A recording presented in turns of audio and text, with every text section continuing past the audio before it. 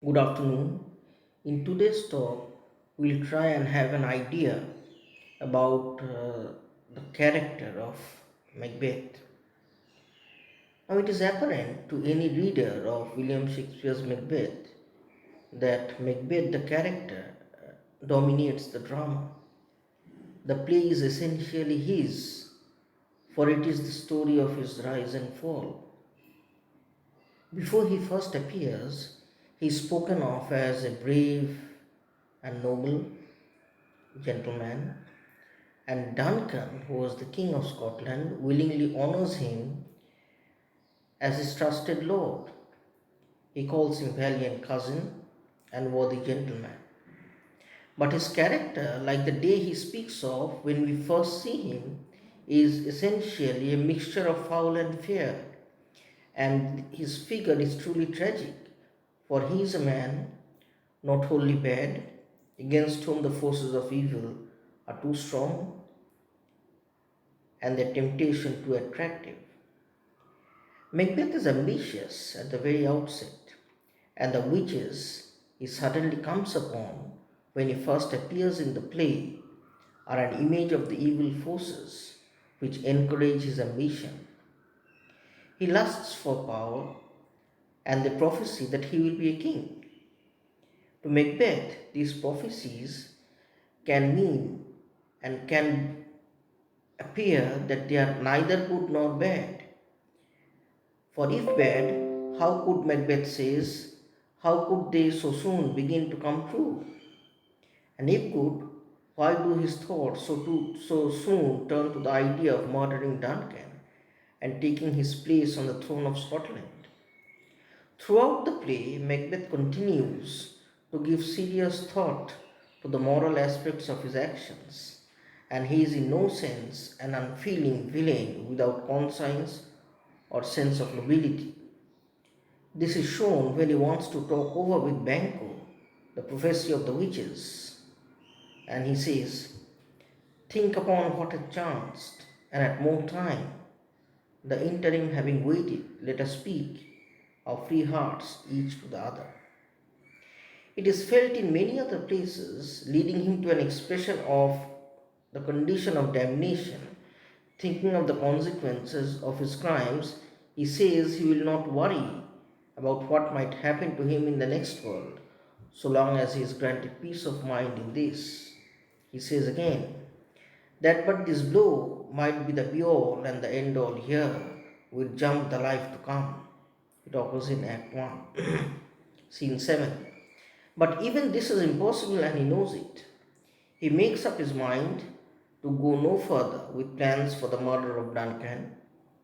His wife, Lady Macbeth, however persuades him to go forward. Holinshed writes of her as, quote unquote, burning an unquenchable desire to bear the name of a queen. And after some agreement between them, Macbeth kills his king while he is still a guest in Macbeth's castle. By this crime, Macbeth has bought the kingship through evil and sold his soul to his ambition.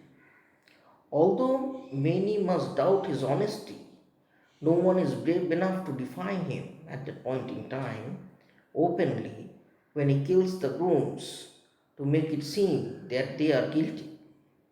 Even the lines which Macbeth speaks when he announces the murder ring false and hollow and arouse the suspicions of Malcolm and Donalbain, sons of King Duncan, who flee from Scotland. Macbeth is quick to notice this and turns suspicion to them. He says, our bloody cousins are bestowed in England and in Ireland, not confessing their cruel parricide. This occurs in Act 3. But his real fears now lie in Banquo, whose royalty of nature, bravery, and wisdom recommend him as more suited to kingship than Macbeth. Again, Macbeth makes plans to have suspicion placed on his victim. He persuades the two murderers that they are being downtrodden by Banquo.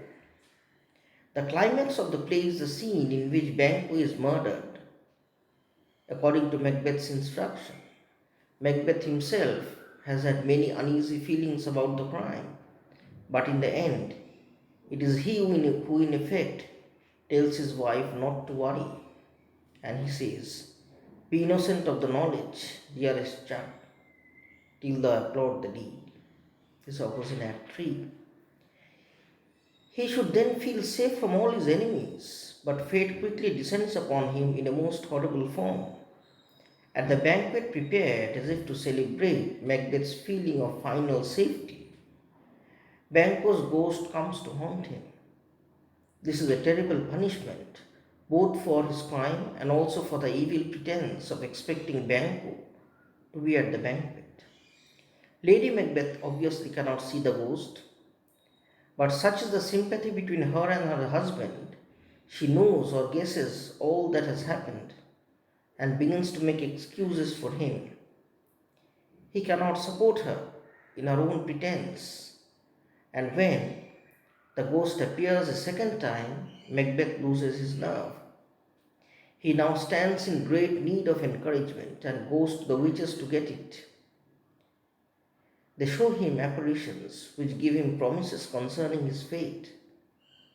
But the last apparition is none other than Banquo's ghost, which brings Macbeth back to his latest crime. The prophetic promises turn out to be as evil as the murders. Macbeth is possessed, and knowing he is now too far gone into the crime to turn back, he vows that in future he will think and act at the same time, and he says, "From this moment the very firstings of my heart shall be the firstings of my hand." This occurs in Act 4. After this, Macbeth's touches of humanity becomes rarer, and we find him delving deeper and deeper into cruelty. The murder of Lady Macduff and her children is possibly even more horrible than his other crimes because it seems carried out simply to accord with his vow and without the least reason. He is driven into his castle of Dunsinane and eventually fights with the ferocity of a wounded animal. When he is told of his wife's death, his humanity momentarily returns. He thinks of the passage of life, so rapid and apparently so meaningless, and is awoken to the immediate situation by the message that the wood of Burnham is in fact moving. The first evil promise of the witches has proved worthless, but he fights on only to meet at last his enemy, Macduff, whose family he has so needlessly killed. Sorry. Macduff kills him, and the second of the witches' prophecies is shown also to be worthless. To the end, Macbeth fights bravely, and this bravery is something outside the sense of safety which the witches' promises had given him. But evil has killed his hope in him, and he meets his death because he has put in trust in what was either evil or worthless. Banquo's warning had once shown him the danger, but he had been either unwilling or unable to respect it. Banquo says in Act 1, Scene 3, warning Macbeth of the potentiality of the witches to turn his soul to the evil. And he said, "The instrument of darkness win us with honest trifles to betray us in the deepest consequence." So that essentially is the character of Macbeth. We ought to examine as we go into the text and read the text, his speeches and soliloquies, the extent to which his mind moved as he led himself, perhaps unwillingly initially, but willingly much more later, in the later half of the play, into walking into a river of blood. So far he has walked into that he feels it would be better to turn over to the other side rather than returning back.